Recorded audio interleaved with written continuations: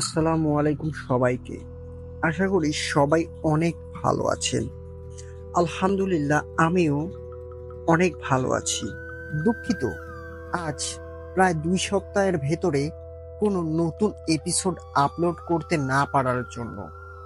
ঈদের পরে আমাদের ২টি চ্যানেলের কনটেন্টগুলো নিয়ে আমরা একটু বেশি ব্যস্ত ছিলাম।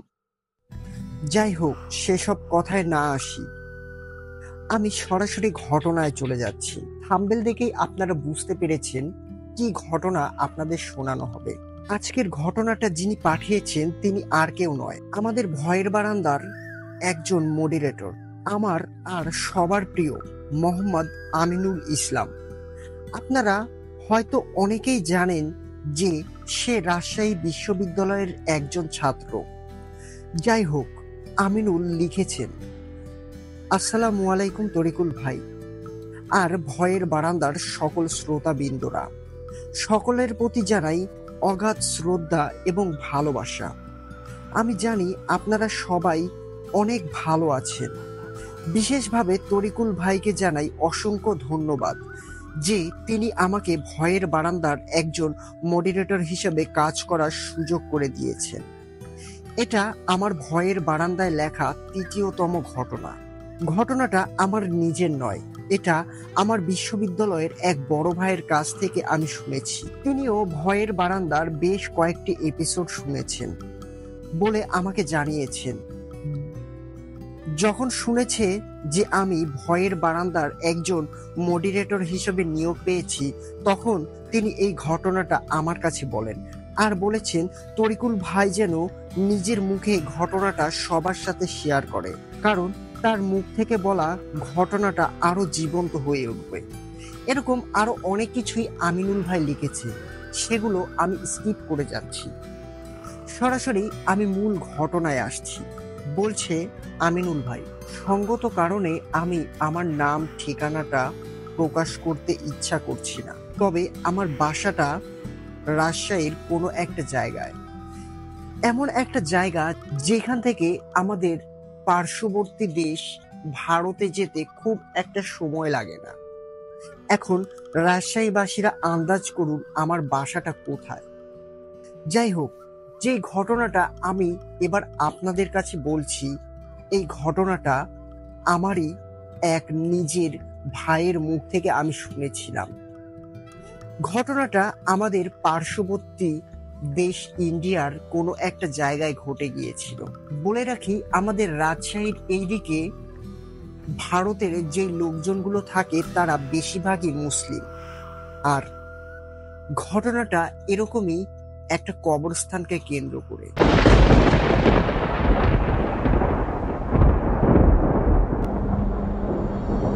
যার ঘটনা, তার নাম আমি ছদ্মনাম হিসাবে সাব্বির ব্যবহার করছি।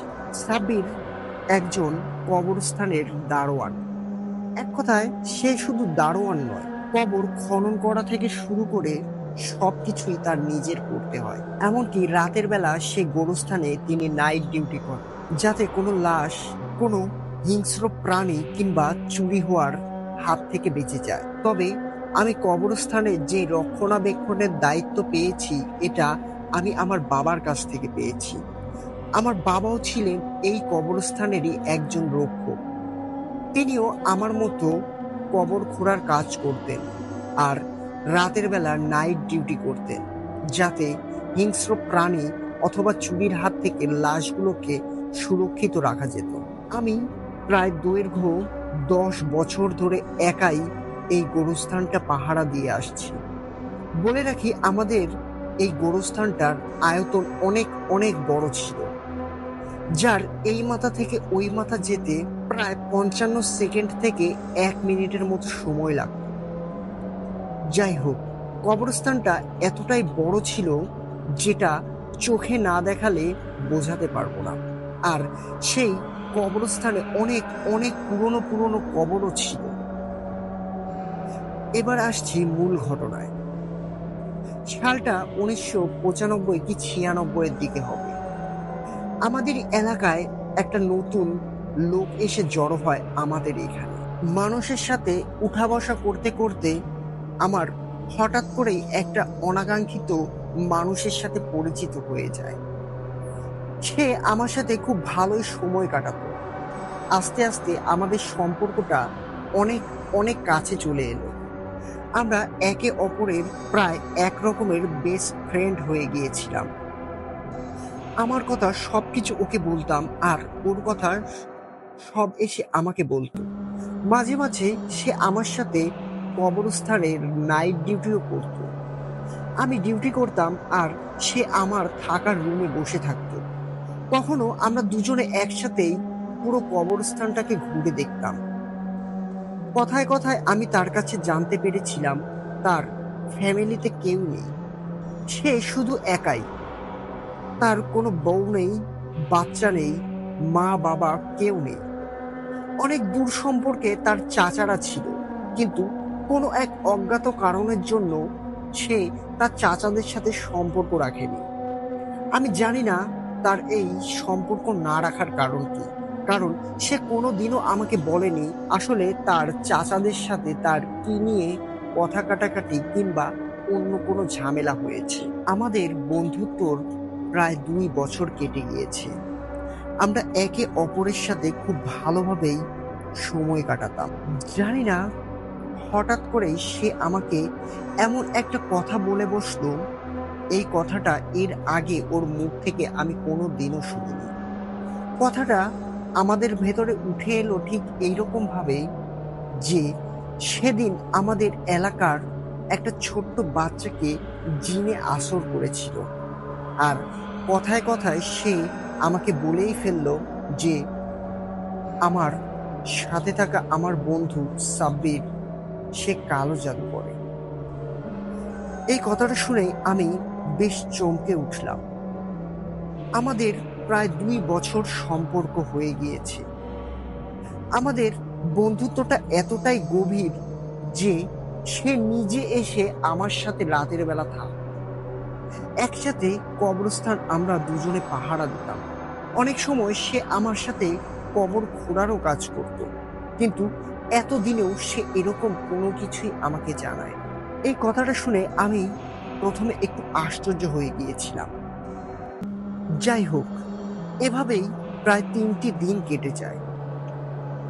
এক সন্ধ্যায় সাব্বির আমার কাছে এলো। তাকে দেখেই আমি বুঝতে পারলাম সে হয়তো আমাকে কিছু একটা বলতে চায়। আমি তাকে জিজ্ঞাসা করলাম, সাব্বির, কি হয়েছে? তুই কি আমাকে কিছু বলতে চাস? কি বলবি আমাকে বল। তখন সাব্বির আমাকে জানালো তার একটা জিনিস প্রয়োজন, আর সেই জিনিসটা নাকি শুধুমাত্র আমি তাকে দিতে পারবো।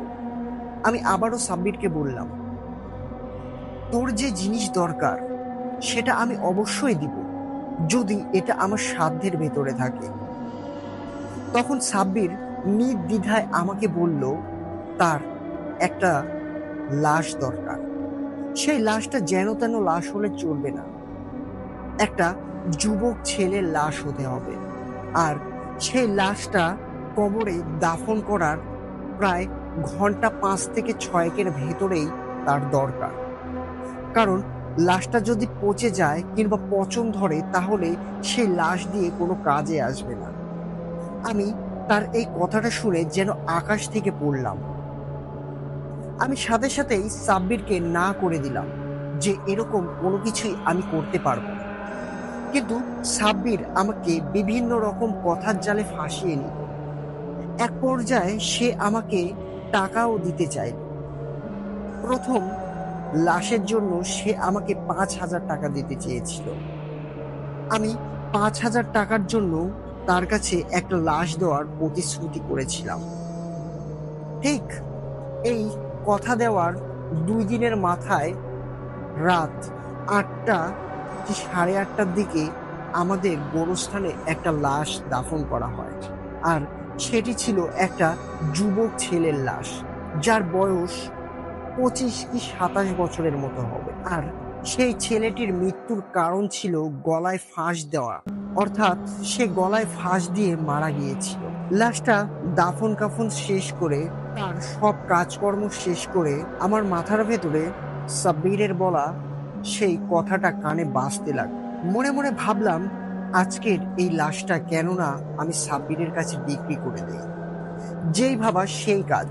আমি নিজের হারিকেনটা আর হাতে একটা লাঠি নিয়ে বেরিয়ে গেলাম সাব্বিরের বাড়ির উদ্দেশ্যে। সাব্বিরের বাড়িতে যেতেই দেখতে পেলাম সে মাঝ রাস্তায় দাঁড়িয়ে আছে। অর্থাৎ সে আমাকে দেখেই রাস্তার মাঝখানে দাঁড়িয়ে পড়েছিল। আমি তার কাছে যেতেই সাব্বির আমাকে জানালো, বন্ধু, আজকে তো একটু আগে একটা যুবক ছেলের লাশ দাফন করা হলো। সেই লাশটা কি তুই আমাকে দিয়ে দিবি? আমি নগদ করি তোকে দিয়ে দেব। সাব্বিরের এই কথাটা শুনে লোভে আমার মনটি চকচক করে উঠল। আমি কোনো কিছু না ভেবেই সাব্বিরকে বললাম, আমি ওই লাশটা তোকে দেওয়ার জন্যই তোর বাড়ির দিকে হেঁটে যাচ্ছিলাম। যাই হোক, তোকে রাস্তার মাঝখানে পেয়ে গিয়েছি। তবে সেই লাশটি আমি তোকে দিতে পারি। আমি সেই লাশের আশেপাশেও যাব না। আমি মেইন গেটে দাঁড়িয়ে পাহারা দিব কেউ আসছে কিনা। সেই লাশটা কবর থেকে খুঁড়ে তোর নিজেরই উঠাতে হবে, আর কবরটা তোর নিজেরই আগের মতো পুনরায় ঠিক করে দিতে হবে। আমার কথা শোনার সাথে সাথে সাব্বির রাজি হয়ে গেল। দুজনে হাঁটতে হাঁটতে কবরস্থানে গিয়ে পৌঁছালাম। কবরস্থানে গিয়ে আমি মেইন গেটের সামনে দাঁড়িয়ে একটা বিড়ি জ্বালিয়ে খেতে আরম্ভ করলাম। আমার ঘর থেকেই সাব্বির কোদাল আর খুন্তিটা নিয়ে বেরিয়ে গেল সেই নতুন কবরের উদ্দেশ্যে। যেই কবরটা খুঁড়ে সে কিছুক্ষণের ভেতরেই একটা লাশ তুলবে। প্রায় আধা ঘন্টার ভেতরে সাব্বির সেই কবর থেকে লাশ উঠিয়ে পুনরায় সে কবরটা আগের মতো করে বের হয়ে এলো। আমি স্পষ্ট দেখতে পেলাম তার কাঁধে সাদা কাফনে মোড়ানো একটা লাশ। আমার হাতে নগদ 5,000 টাকা দিয়ে সে চলেও গেল। মনে মনে ভাবলাম, যেই কাজটা করলাম এটা অনেক অনেক বড় একটা পাপ, কিন্তু টাকার কাছে আমি হেরে গিয়েছিলাম। সেই রাত কোনোভাবেই ঘুমাতে পারছিলাম না। মনে হচ্ছিল আমার সাথে কোনো ভুল কিছু হচ্ছে। এই কাজটা করা আমার একেবারেই ঠিক হয়নি। যদিও এই জিনিসটা আমি আর সাব্বির ছাড়া অন্য কেউ জানে না, কিন্তু সাব্বির এই লাশটা নিয়ে কি করবে এটাও আমার জানা ছিল না। সে আমার কাছে চেয়েছিল, আর আমি সামান্য কিছু অর্থের বিনিময়ে তার কাছে ওই লাশটা বিক্রিও করে দিয়েছিলাম। যদিও সেই লাশের আসল হাকিকাত আমি ছিলাম না। এভাবেই আরো 2টা মাস কেটে যায়। 2 মাসের মাথায় প্রায় ঠিক আগের মতো রাতের বেলা রাত 10টা কি 10:30টার দিকে একটা মহিলার লাশ আমার সেই কবরস্থানে দাফন করা হয়। সেই মহিলাটার বয়স ছিল আনুমানিক 35 কি 37-এর মতো হবে। বাচ্চা হতে গিয়ে সেই মহিলাটা মারা গিয়েছিল, যার কারণে রাতের বেলায় তার দাফন কাফনের কাজটা শেষ করে দেওয়া হয়েছিল। নিজেদের এলাকারই ওই মহিলাটা ছিল, যার কারণে খবরটার সাব্বিরও জানত। লাশটা দাফন করার প্রায় ঘন্টা দুয়েকের মাথায় সাব্বির আমার কবরস্থানে এসে হাজির। এবার সাব্বির আমাকে জানালো সে এই লাশটাও আমার কাছ থেকে কিনতে চায়। যেই ভাবা সেই কাজ। কিন্তু সাব্বিরকে এবার আমি বললাম, আমাকে এর জন্য এবার 5,000 টাকা দিলে চলবে না। যদি সে আমাকে 10,000 টাকা দেয় তাহলে আমি তার কাছে ওই মহিলার লাশটা বিক্রি করতে পারবো, অন্যথায় আমি তার কাছে কোনো লাশ দিতে পারবো না। সাব্বির আমার সাথে অনেক রকম ভাবে দর কষাকষি করার চেষ্টা করল, কিন্তু আমি 10,000 টাকার 1 টাকা কমেও সেই লাশটি ছাড়তে চাইছিলাম না। যেন মনে হচ্ছিল সেই মহিলার লাশটা আমার পৈতৃক সম্পত্তি। এভাবেই দর কষাকষির এক পর্যায়ে সাব্বির আমার কাছে হেরে যায়, আর 10,000 টাকার বিনিময়ে সে লাশটি আমার কাছ থেকে কিনে নেয়। আমি আগের বারের মতো মেইন গেটের সামনে গিয়ে একটা বিড়ি জ্বালিয়ে পাহারা দিচ্ছিলাম, যাতে কেউ আসে কিনা। এটা দেখার জন্য। প্রায় আধা ঘন্টা পর সেই লাশটি নিয়ে সাব্বির আমার কাছে এসে দাঁড়ায়। আমি তার কাঁধে এবারও দেখতে পেলাম সাদা কাপড়ে মোড়ানো একটা লাশ নিয়ে আমার সামনে দাঁড়িয়ে আছে। সে আমার হাতের ভেতরে 10,000 টাকা দিল, আর সেই সাদা কাপড়ে মোড়ানো লাশটার উপরে একটা কালো চাদর ফেলে লাশটা নিয়ে রাতের অন্ধকারে হারিয়ে গেল। আমি জানতাম না সে এই লাশগুলো দিয়ে কি করছে কিংবা কি করতে পারে। এভাবেই সেই রাতটি আমার কেটে গেল। আমি খুব একটা বড় লোক ছিলাম না কিংবা মধ্যবিত্তও ছিলাম না। আমি মানুষটা ছিলাম একেবারে সাদামাটা আর অনেক গরিব প্রকৃতির। এই টাকাগুলো পেয়ে আমার দিনকাল খুব ভালোই যাচ্ছিল। 10,000 টাকা মানে অনেক অনেক কিছু।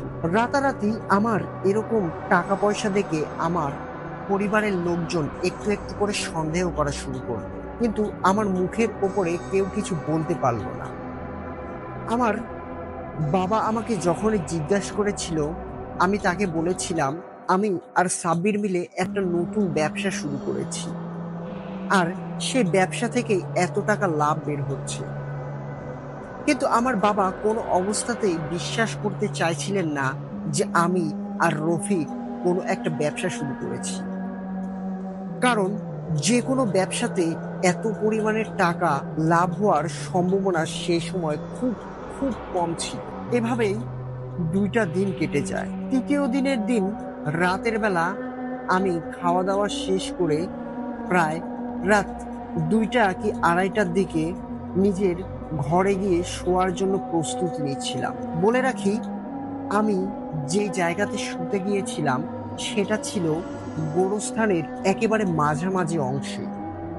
মানে ঘরটা এমন পজিশনে ছিল যেখান থেকে চারপাশের গোরস্থানটা প্রায় এক সমানভাবে দেখা যেত।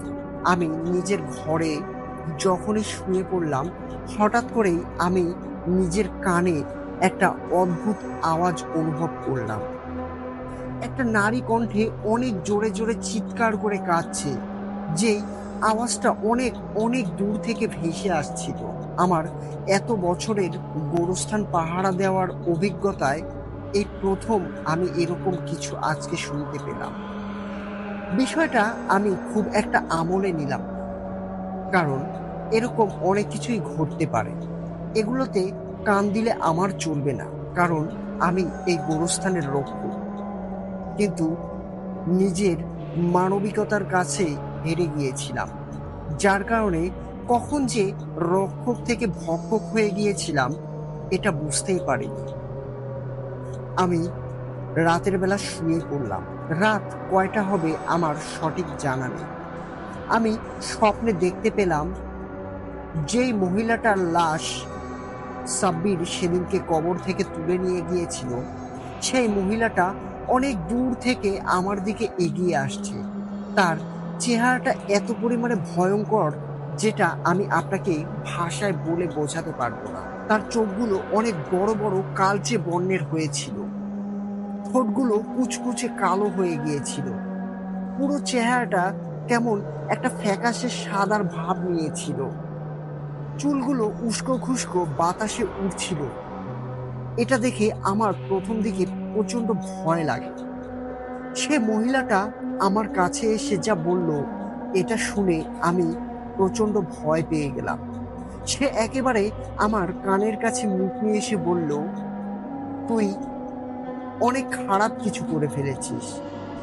তুই আমার সাথে এত পরিমাণে নিকৃষ্ট একটা কাজ করে ফেলেছিস যেটা আমি বলতে পারছি না। এই কথাটা বলেই সেই মহিলাটা আমার কাছ থেকে চলে গেল, আর সাথে সাথে আমার ঘুম ভেঙে গেল। ঘুম ভাঙতেই চারপাশে ফজরের আজান দিচ্ছিল। আমি কোনো কিছু না ভেবেই ঘুম থেকে উঠে ওযু করে নামাজের জন্য মসজিদে যেতে লাগলাম। বলে রাখি, এই মসজিদে যাওয়ার আগেও আমার সাথে ছোট্ট একটা ঘটনা ঘটে গিয়েছে। ঘটনাটা এরকম, আমি যতদূর পর্যন্ত হেঁটে গিয়েছিলাম মনে হচ্ছিল কেউ আমার পেছনে আসছে, কেউ অনেক দূর থেকে আমাকে ফলো করছে। আমি বেশ কয়েকবার পেছনে তাকিয়েছিলাম, কিন্তু কাউকেই দেখতে পেয়েছিলাম না। এভাবেই আমি মসজিদের ভেতরে ঢুকে যাই। তবে সেদিনকে নামাজ পড়ার মধ্যে আমি কোনো রকম কোনো শান্তি অনুভব করতে পারছিলাম না। আমার কোনো অবস্থাতেই নামাজের প্রতি মন বসছিল না। তাই কোনো রকমে নামাজটা শেষ করে আমি নিজের বাসায় চলে আসি আর নিজের ঘরে শুয়েও পড়ি। আমি যখন শুয়েছিলাম তখন ঠিক আবারও একই রকম একটা স্বপ্ন দেখতে পেলাম। আমি স্বপ্নে দেখলাম সেই মহিলাটা ঠিক আগের মতোই দূর থেকে আমার দিকে হেঁটে হেঁটে আসছে, আর তার চেহারাটা আগের থেকেও আরো বেশি ভয়ঙ্কর লাগছিল। আমি লাফ দিয়ে ঘুম থেকে উঠে পড়ি। আমি বুঝতে পারছিলাম না পরপর এই একই রকম স্বপ্ন আমি কেন দেখছি। পরক্ষণেই নিজেকে বোঝানোর চেষ্টা করলাম যে আমি অনেক অনেক খারাপ একটা কাজ করে ফেলেছি, যার কারণে আমি এই স্বপ্নগুলো দেখতে পাচ্ছি। আর তার একটাই কারণ, আমি এই কথাগুলো নিয়ে আজ কয়েকটা দিন খুব খুব চিন্তা করছিলাম। মনে মনে নিয়ত করে ফেলেছিলাম এবার সাব্বিরকে আর কোনো লাশ আমি দেব না। যেই ভাবা সেই কাজ। এভাবেই আরো একটা মাস কেটে যায়। আমাদের এলাকায় আরো একটা যুবক ছেলের লাশ দাফন করা হয়। সময়টা কেমন ছিল এটা আমি সঠিক বলতে পারছি না। তবে আমার খেয়াল অনুযায়ী সময়টা আসর কিংবা তার একটু পর পর ছিল। সন্ধ্যার একটু আগে হবে হয়তো। যাই হোক, ঠিক আগের মতো রাত প্রায় 10টার দিকে সাব্বির আবারও আমার গোরস্থানে এসে হাজির। সে আগের মতোই একগাল হাসি নিয়ে নির্দ্বিধায় আমাকে জানালো, বন্ধু, আজকের লাশটাও আমাকে দিয়ে দে। কিন্তু এবার আমি সরাসরি সাব্বিরের মুখের ওপরে না করে দিলাম। এরপর থেকে আমি আর কোনো লাশই সাব্বিরকে দেব না। দেব না মানে দেবই না। সাব্বির আমার সাথে অনেকভাবে কথা বলার চেষ্টা করলো, কিন্তু আমার একটাই কথা, আমি কোনো অবস্থাতেই আর কোনো লাশ সাব্বিরকে দিতে চাই না।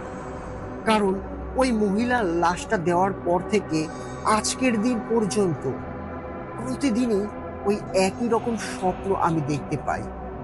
আর সেই স্বপ্নের ভেতরে আমাকে ওই মেয়েটা যা বলেছিল, এটা শুনলে আপনারা বিশ্বাস করবেন না। সে মহিলাটা আমাকে বলেছিল আমি অনেক ভালো একজন মানুষ ছিলাম। আমি আল্লাহর ইবাদত করতাম। কোনোদিনও কোনো পরপুরুষের সামনে নিজের মাথার চুল পর্যন্ত খুলে বের হইনি। কিন্তু তুই মৃত্যুর পরে আমাকে অপবিত্র করেছিস। তুই যার কাছে আমাকে বিক্রি করেছিস, প্রথমে সে আমার সাথে অনেক খারাপ আর নিকৃষ্ট কাজ করেছে, আর তারপরে সে আমার লাশটাকে যা করেছে এটা আরো আরো বেশি খারাপ। যেই খারাপের কথা আমি তোকে বলতে পারবো না। এতটুকুন বলেই সে মহিলাটা আমার কাছ থেকে চলে যেত, আর সাথে সাথেই আমার ঘুম ভেঙে যেত। তাই এবার আমি নিয়ত করেছি আমি সাব্বিরকে আর কোনো লাশ দেব না। এই ঘটনাটাও আমি সাব্বিরকে বলেছিলাম, কিন্তু সে আমাকে বলেছিল, বন্ধু, আমার কাছে লাশ বিক্রি করিস। এবার সে আমাকে আরো জোর দিয়ে চেপে ধরলো আর লাশটা তার কাছে বিক্রি করার জন্য চাপ দিতে লাগলো। সে আমাকে অনেক রকমের ভয়ভীতি দেখাতে লাগলো যে আমি যদি আজকের লাশটা তাকে না দেই, তাহলে সে গ্রামবাসীকে এই পুরো ঘটনাটা বলে দিবে যে আমি তার কাছে কিভাবে লাশ বিক্রি করি। তার মুখ থেকে এই কথাটা শুনে আমি কিছুটা ভয় পেয়ে গেলাম। সে আমাকে আরো জানালো তার মোট 11টা লাশ দরকার। তার ভিতরে আজকের লাশটা নিয়ে গেলে 3টা লাশ হবে। আরো 8টি লাশ আমার কাছ থেকে সাব্বির নেবে, আর সেই লাশগুলোকে আমার সাব্বিরকে দিতেই হবে। অন্যথায় আমার অনেক অনেক সমস্যা আছে। আমি এই কথাটা শুনে প্রচন্ড ভয় পেয়ে গেলাম। যদি এলাকার কেউ সত্যি জানতে পারে যে আমি এরকম লাশ সাব্বিরের কাছে টাকার বিনিময়ে বিক্রি করেছি, তাহলে তারা আমাকে লাঠি দিয়ে পিটিয়ে মেরে ফেলবে। আর আমার আব্বা তো কোনো দিনও মানতেই পারবেন না আমাকে, যে আমি তার ছেলে হয়ে এরকম নিকৃষ্ট কাজ করতে পারি। এবার সাব্বির আমার হাতে 20,000 টাকা ধরিয়ে দিল আর বলল, আজকের লাশটা নিয়ে যাচ্ছি, আর আগামী দিনের লাশের টাকাটা সে আগাম আমাকে দিয়ে গেল। আমি কোনো কথা বলার শক্তি পাচ্ছিলাম না। গোরস্থানের মেইন গেটের সামনে দাঁড়িয়ে আমি বিড়ি জ্বালিয়েছিলাম। আর প্রায় আধা ঘন্টা পরে ঠিক একই রকম ভাবে সাব্বির একটা লাশ নিয়ে আমার কাছে দাঁড়ালো আর বলল, আমি যাচ্ছি। এই বলে সে সেই লাশের ওপরে কালো একটা চাদর মুড়িয়ে অন্ধকারের ভেতরে হারিয়ে যেতে আরম্ভ করলো। যদিও সেই রাতটা সম্পূর্ণ ঘুটঘুটে অন্ধকার ছিল না, চাঁদের আলোয় হালকা হালকা অনেক কিছুই দেখা যাচ্ছিল। আমি মনে মনে ভাবলাম, আজকে আমি সাব্বিরের পেছন পেছন যাব। সে এই লাশগুলো নিয়ে কি করে এটা আমার দেখা উচিত। যেই ভাবা সেই কাজ। আজকে আমি নিজের হাতের হারিকেন আল লাঠিটা ফেলেই সাব্বিরের পেছনে হাঁটতে আরম্ভ করলাম। প্রায় আমাদের দুজনের ভেতরে অনেকখানি দূরত্ব নিয়ে আমি তার পেছন পেছনে হাঁটতে আরম্ভ করলাম। হাঁটতে হাঁটতেই আমি দেখতে পেলাম সে আমাদেরই এলাকার পুরনো একটা মন্দিরের কাছে গিয়ে দাঁড়ালো আর সেই মন্দিরের ভেতরেও ঢুকে গেল। আমি ছোট্টবেলা থেকেই জঙ্গলের ভেতরে এই মন্দিরটা দেখে আসছি। কোনোদিনও আমি সেই মন্দিরে পুজো কিংবা অন্য কিছু কোনো অনুষ্ঠান এরকম কিছু হতে দেখিনি। ছোট থেকেই আমি সেই মন্দিরটাকে পরিত্যক্ত দেখে আসছি। আমি দূর থেকেই দেখতে পেলাম সাব্বির সেই লাশটাকে নিয়ে মন্দিরের ভেতরে ঢুকে গেল। আর সে কি করছে এটা আমি আরো ভালোভাবে দেখার জন্য মন্দিরের একটু কাছে একটা গাছের আড়ালে গিয়ে দাঁড়ালাম। আর সেখানে আমি যা দেখতে পেলাম এর জন্য আমি সারা জীবনেও কল্পনা করেছিলাম না। আমি দেখলাম সাব্বির প্রথমে সেই লাশের চারপাশে একটা নির্দিষ্ট রেখা রেখে বৃত্ত আঁকলেন। আর সেই বৃত্তটা কোনো একটা পাউডার কিংবা অন্য কিছু দিয়ে আঁকলো। সেই বৃত্তটার পাউডারের ওপরে সে বেশ কিছু মোমবাতি গোল করে রাখলো আর মোমবাতিগুলো একে একে জ্বালিয়ে দিল। মন্দিরের চারপাশটা বেশ আলোকিত হয়ে গেল। আলোয় আমি স্পষ্ট সাব্বির আর ওই লাশটাকে দেখতে পাচ্ছিলাম। এমতো সময় সাব্বির কোনো কিছু অনেক উচ্চ স্বরে পাঠ করতে লাগলো। রাত তখন প্রায় 1টা কি 2টা হবে। সেই সময় গ্রামের সকলে ঘুমিয়ে গিয়েছে। আর সবচেয়ে বড় কথা, দিনের বেলাতেও কেউ গরু ছাগল চড়ানোর জন্য এই মন্দিরের আশেপাশে আসে না। কারণ লোকমুখে শুনেছি এই মন্দিরটি নাকি অভিশপ্ত। এখানে আসলেই অনেক প্যারানর্মাল অনেক কিছু দেখা যায়। এই মন্দিরের আশেপাশে এলেই রাতের বেলা অথবা ভর দুপুর বেলায় প্যারানর্মাল অনেক অনেক কিছু দেখা যায়। এভাবেই প্রায় 15 থেকে 20টা মিনিট কেটে গেল। হঠাৎ আমি যা দেখলাম এর জন্য আমি মোটেও প্রস্তুত ছিলাম না। মন্দিরের উল্টো দিক থেকে একটা বড় আকৃতির কোনো একটা প্রাণী এসে সাব্বিরের সামনে দাঁড়ালো। সেই প্রাণীটির আকার স্বাভাবিকের থেকে অনেক অনেক বেশি ছিল। মনে হচ্ছিল একটা দোচালা ঘরের সমান ওই প্রাণীটির উচ্চতা। তার মাথা ছিল 2টি, যেটা ঘাড় থেকে সরু আর লম্বা হয়ে অনেক উপরে উঠে গিয়েছে। তার মাথার আকৃতিটা কেমন একটা গোল টাইপ ছিল, যেটা আমি কোনো প্রাণীর সাথে মেলাতে পারছিলাম না। তার চোখগুলো ছিল অনেক অনেক বড় বড়, যে চোখগুলো থেকে কেমন একটা সাদা কালারের ধোঁয়ার মতো কিছু একটা বের হচ্ছিল, যেটা সেই মোমবাতির আলোতে আরো আরো বেশি ভয়ানক লাগছিল।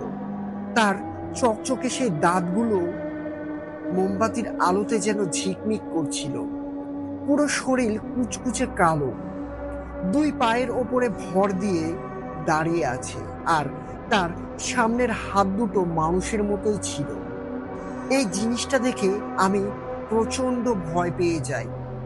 বুঝতে পারলাম সাব্বির সেখানে সাধারণ কোনো কিছু করছে না, আর এইখানে থাকা আমার জন্য মোটেও সুবিধাজনক নয়। আমি আস্তে করে পেছন দিক দিয়ে জোরে একটা দৌড় লাগাই। বেশ খানিকটা রাস্তা আমি দৌড়ে আসার পরে হাঁপাতে আরম্ভ করি। আমি উপুর হয়ে হাঁপাচ্ছিলাম। আমি যখনই মাথা তুলে তাকালাম, আমি নিজের সামনে যা দেখতে পেলাম এর জন্য আমি মোটেও প্রস্তুত ছিলাম না। আমি আমার সামনে দেখতে পেলাম এই পর্যন্ত আমি কবর থেকে যেই সদ্য লাশগুলো সাব্বিরের কাছে বিক্রি করেছিলাম, সেই লাশগুলোই কাফনের কাপড় মাথা থেকে সরিয়ে আমার সামনে দাঁড়িয়ে আছে, যাদের চোখগুলো স্বাভাবিকের তুলনায় অনেক বড় হয়ে আছে। আচ্ছা, চাঁদনি রাতের আলোয় এগুলো আমি স্পষ্ট দেখতে পাচ্ছিলাম। তাদের মুখগুলো কুচকুচে কালো, আর চেহারাটা কেমন একটা ফ্যাকাশে সাদা। তারা কপালক দৃষ্টিতে আমার দিকে তাকিয়েছিল। আমি এটা দেখে প্রচন্ড ভয় পেয়ে যাই। সেখানেই জমে কাঠ হয়ে যায়। এক চুলও নড়ার শক্তি পাচ্ছিলাম না।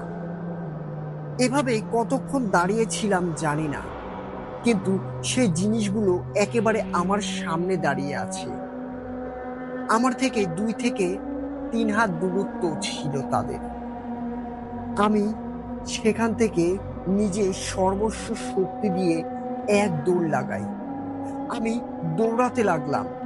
দৌড়াতে দৌড়াতে আমি পেছনে তাকিয়ে দেখলাম সেই জিনিসগুলো, মানে আমি যে লাশগুলো বিক্রি করেছিলাম, সেই লাশগুলো আমার থেকেও অনেক জোরের গতিতে আমার দিকে ধেয়ে আসছে। এটা দেখে আমি আরো বেশি ভয় পেয়ে যাই। কোনো কিছুর সাথে হোঁচট খেয়ে আমি পড়ে গিয়েছিলাম। তারপরে আমার আর কোনো কিছু মনে নেই। পরের দিন আমি নিজেকে নিজের বাড়িতে আবিষ্কার করলাম। বাড়িতে নিজেকে দেখেই আমি সজোরে কান্না করতে আরম্ভ করলাম। জোরে জোরে চিৎকার করতে লাগলাম, আর গতকাল রাতে ঘটে যাওয়া সব ঘটনা আমি সবার কাছে বললাম। আমি এও বললাম যে আমি সাব্বিরের কাছে এই পর্যন্ত 3টা লাশ বিক্রি করেছি। আমার এই কথাটা শুনে আমার গ্রামবাসী সবাই অনেক অনেক ক্ষিপ্ত হয়ে গেল আমার উপরে। অনেকে আমাকে মারার জন্য এগিয়ে এলো। আমার বাবা আমাকে নিজেদের ঘরে থাকা একটা লাঠি দিয়ে কয়েকটা আঘাতও করেছিলেন। এই নিয়ে ছোট্ট একটা বিচারও বসেছিল, কিন্তু এরপর থেকে আমাকে সেই কবরস্থানের দায়িত্ব থেকে বাদ দিয়ে দেওয়া হয়। আমাকে শাস্তিস্বরূপ 15 দিনের জন্য একঘরে করে রাখা হয়েছিল। তবে এই ঘটনার পর থেকে সাব্বিরকে আমাদের এলাকায় আর কখনো কোনো দিনও দেখা যায়নি। গ্রামবাসীরা সাব্বিরকেও মারার জন্য খুঁজতে বের হয়েছিল, কিন্তু সে নিজের বাড়িতে ছিল না। ঘটনাটা এখানেই শেষ। এটা ছিল আমার কৃতকর্মের ফসল।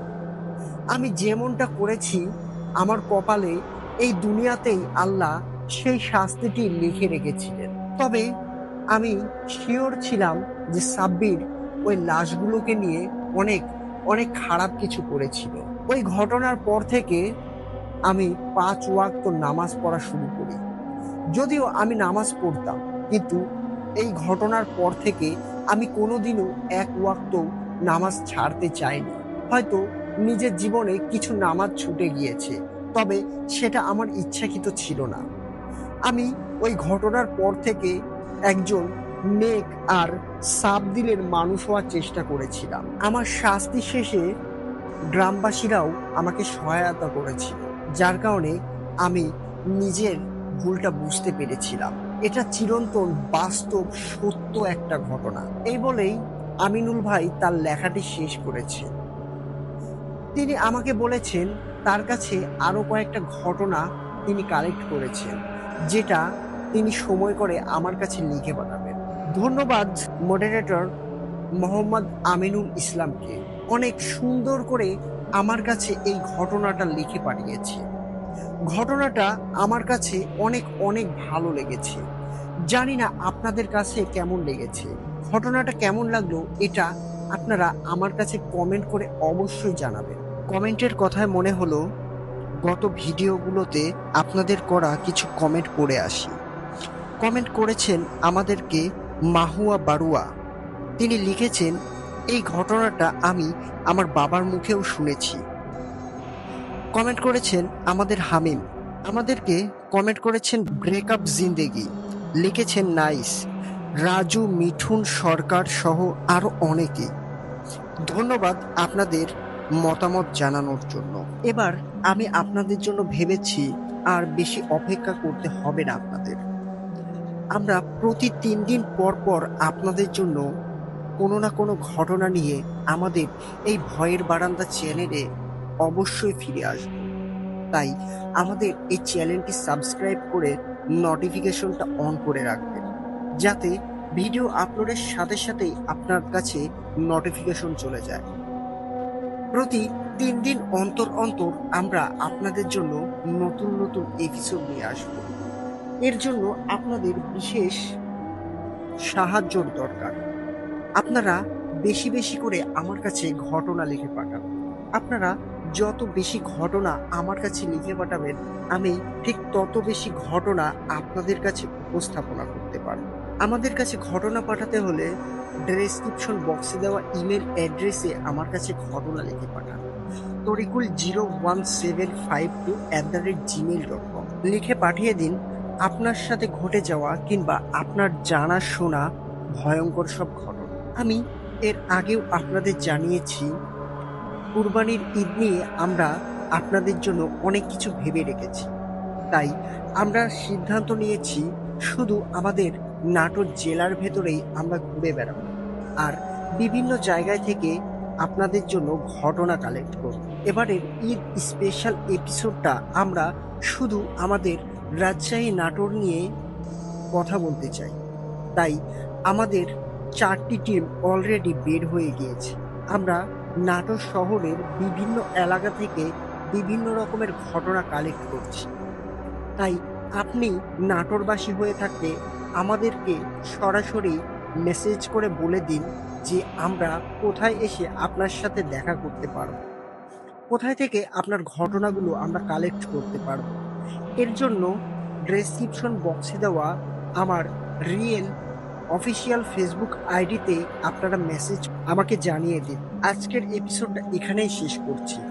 সবাই ভালো থাকবেন। আসসালামু আলাইকুম।